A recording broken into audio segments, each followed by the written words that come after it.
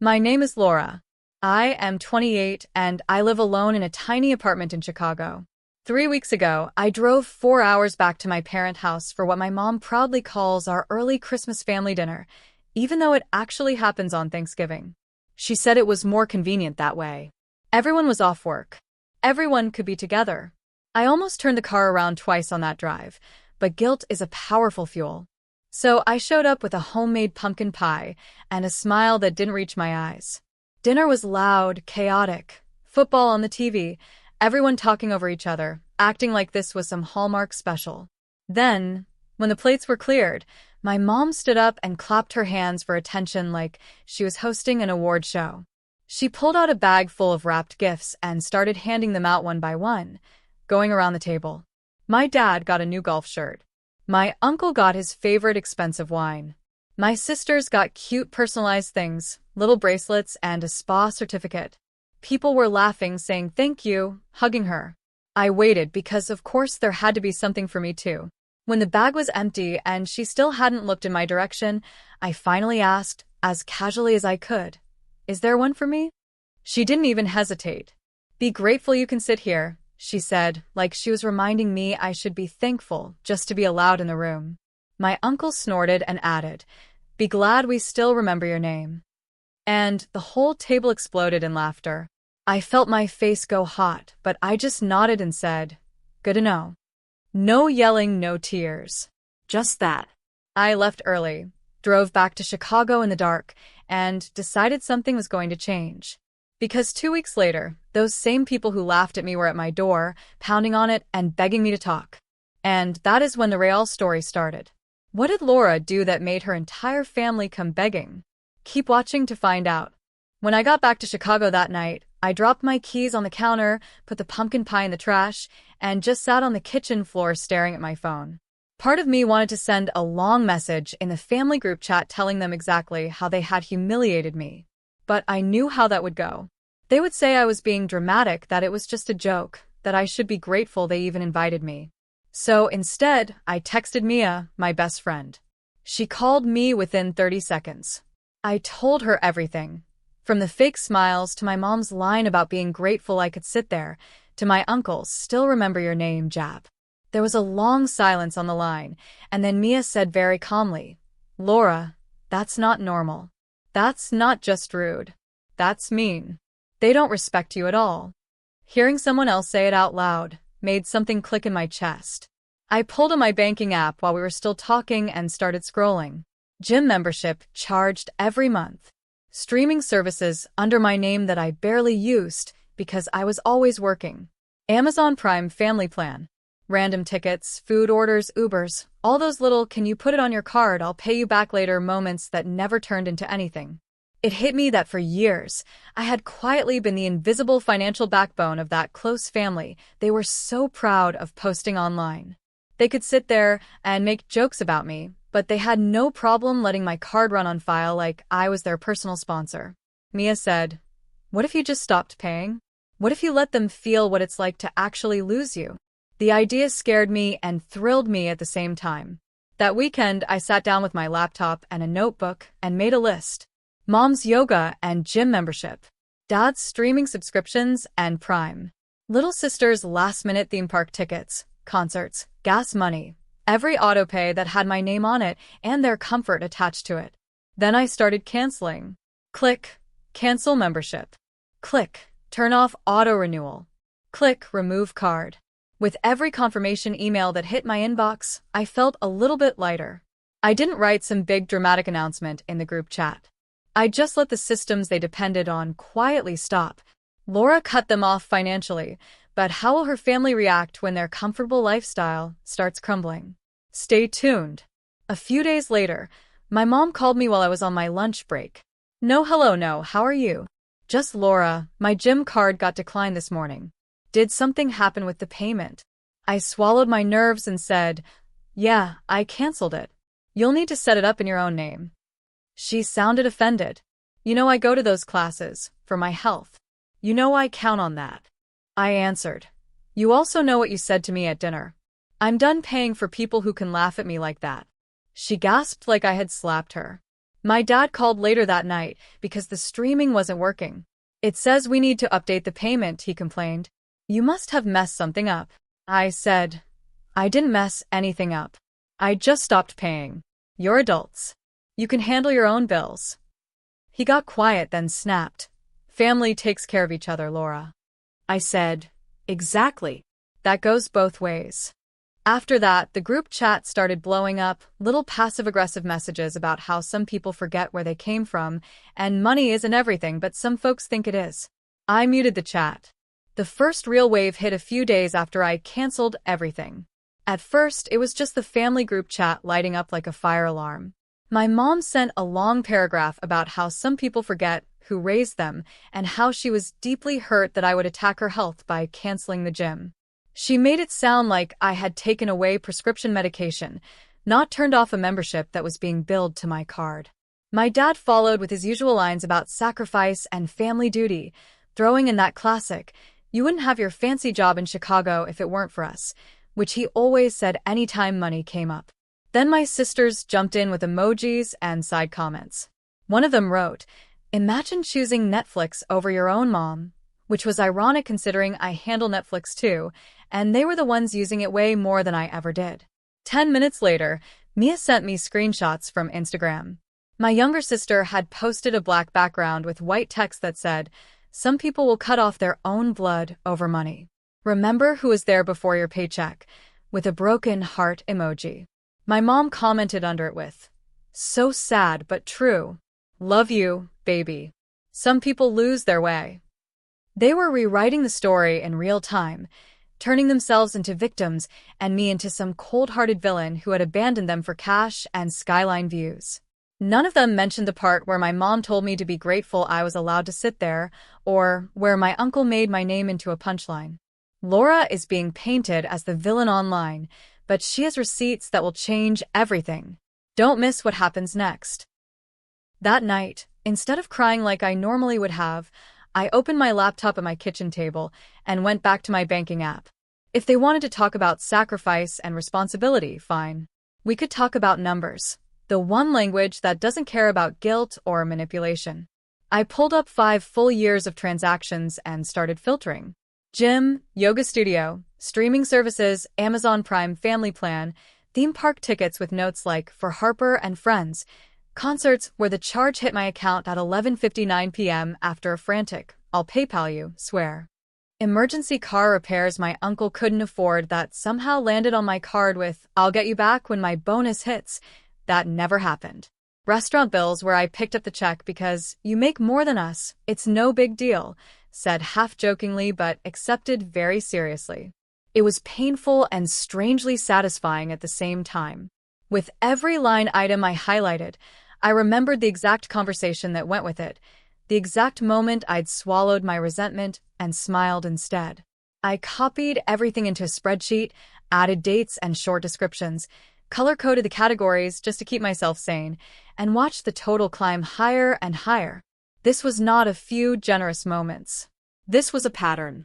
This was years of me being the safety net whenever someone forgot their wallet or couldn't pay till Friday, or just needed help this one time. I drafted an email and addressed it to my parents and both sisters. The subject line said, "Since we're talking about who owes what." In the body, I wrote very plainly that I was aware of the things they had done for me growing up, that I was grateful for a roof and food and school, that I wasn't pretending I raised myself.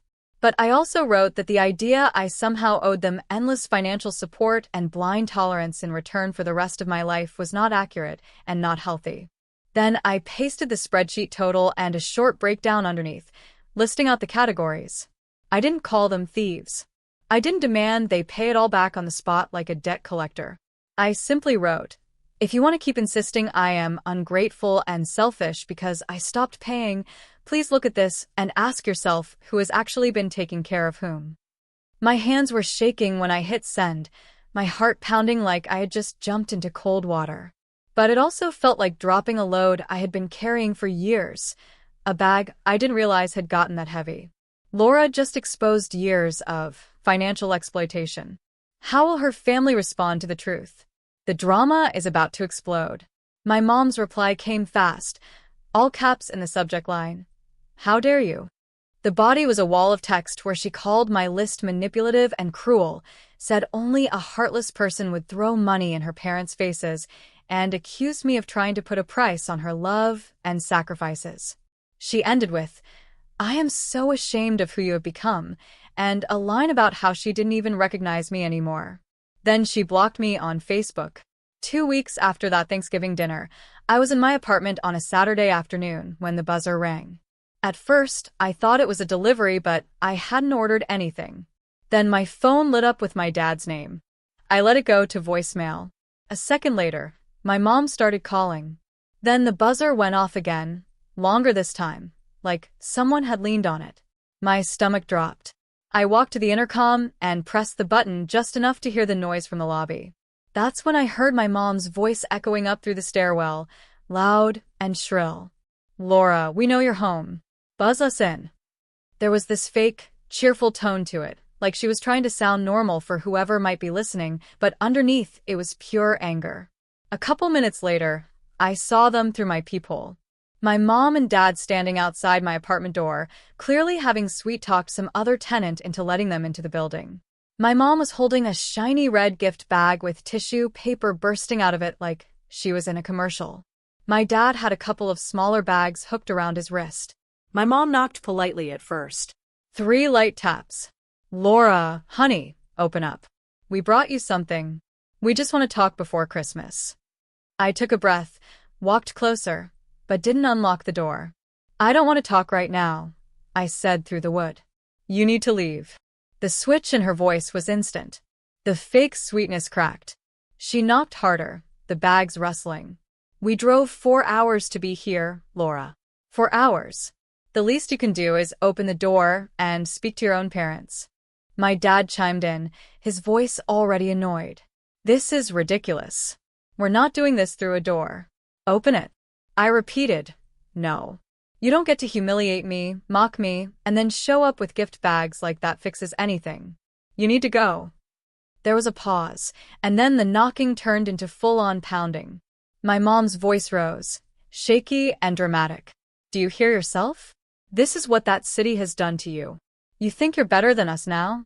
You cancel things without warning. You send that disgusting email, and now you can't even look at us." She started to sniffle loudly. "Our family is falling apart, and you don't even care," she cried.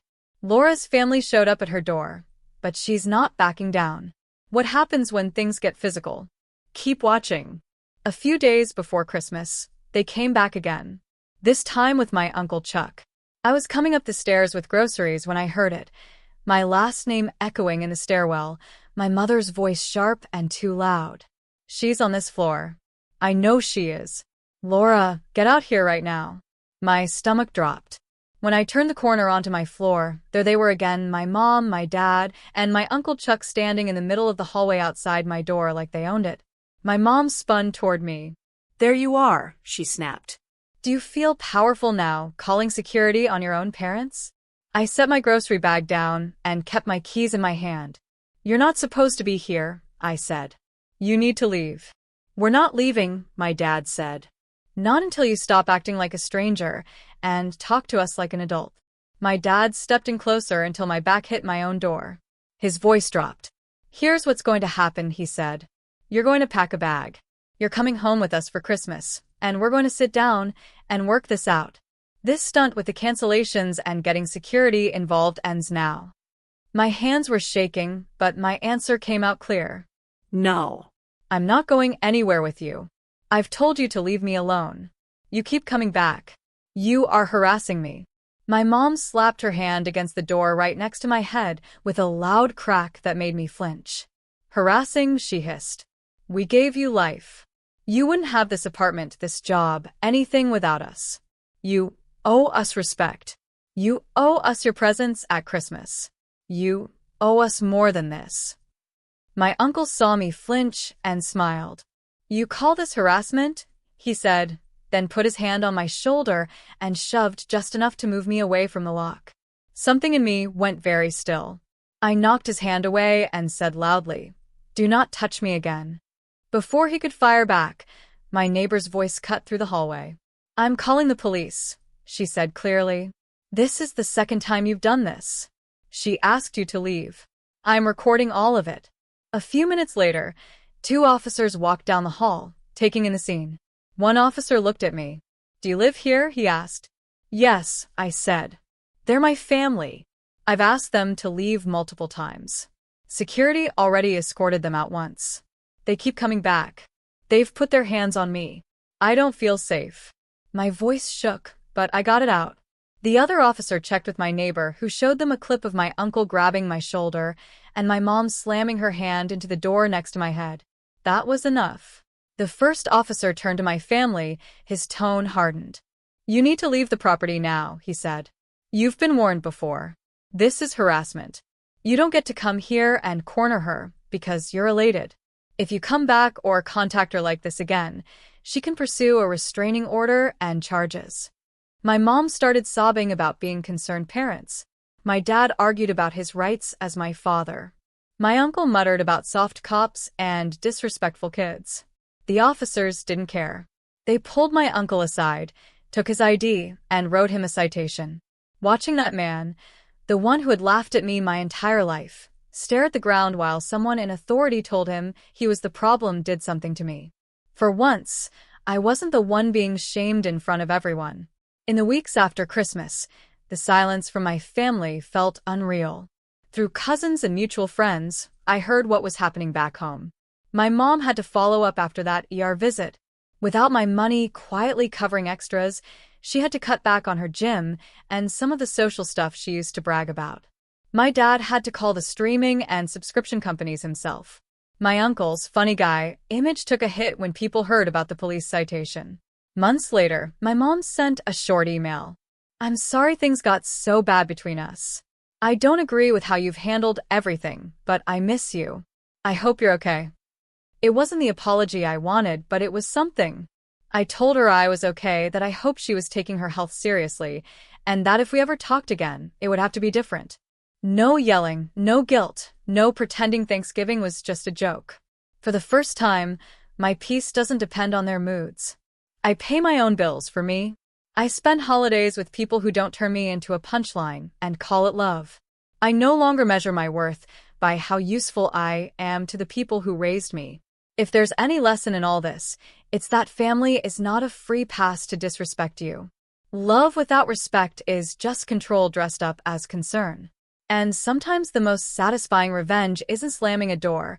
It's walking away, letting people finally feel the consequences of their own behavior, and building a life where you're not grateful just to be allowed in the room, but genuinely glad to stand on your own. If Laura's story resonated with you, please like this video, subscribe to our channel for more powerful true stories, and comment below with your thoughts. Have you ever had to choose your own sanity over your family's approval? Have you had to set boundaries with people who didn't respect you? Share your story in the comments. We read every single one. Don't forget to hit that notification bell so you never miss our next video. Thank you for watching, and remember, boundaries are not betrayal, they're self-respect in action.